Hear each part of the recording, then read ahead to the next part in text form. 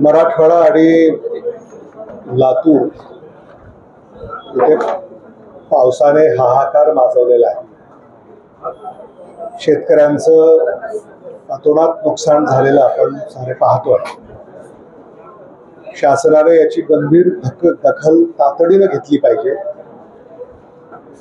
आणि ओला दुष्काळ शासनाने जाहीर करावा अशी आमची मागणी आहे.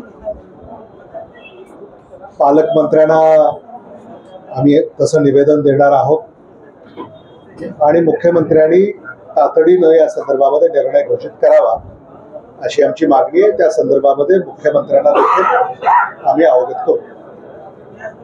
विशिष्ट गावांना, ज्या गावांना काँग्रेसला बहुमत भेटलेलं आहे अशा गावांना डावललं जात आहे, विशेषतः तहसीलदार डावलत आहेत, त्यांची तक्रार आपण करणार आहोत.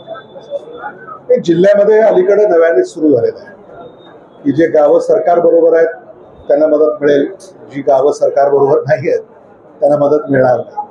मला असं वाटतं हा जो अन्याय होतोय हा अन्याय दूर झाला पाहिजे आणि जे अधिकारी याला खतपाणी घालतायत त्यांच्यावर शासन झालं पाहिजे अशी आमची मागणी आहे.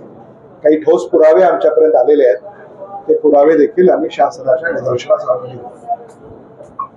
आपल्या लातूरला पाहायला गेलं तरी एकाच जात नाही, तिथं हुकुमशाहीचं कुठं सरकार स्थापन होत आहे का अशी एक चिंता म्हणजे मला असं वाटतं की अधिकाऱ्यांनी आपली जिम्मेदारी ही कायद्याप्रमाणे निभावली पाहिजे. अधिकाऱ्यांच्याकडनं कुठं कसूर होत असेल तर त्याच्यावर शासन झालं पाहिजे.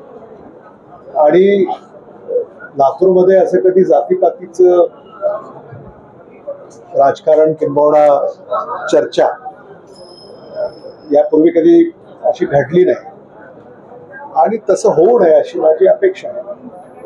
या प्रामुख्याने पाहायला गेलं तर नदीकाठच्या जमिनी ज्या आहेत त्या खरडून गेलेल्या आहेत, माती सुद्धा निघून गेलेली आहे. शासन पिकाची परिस्थिती म्हणतो पण मातीचं काय, माती शासनाला ज्या शेतजमिनी पाण्यामुळं खरडून गेलेल्या आहेत, माती वाहून गेलेली आहे, त्याला देखील मदत करावी लागेल आणि तशी मागणी आम्ही त्यांच्याकडनं करणार आहोत.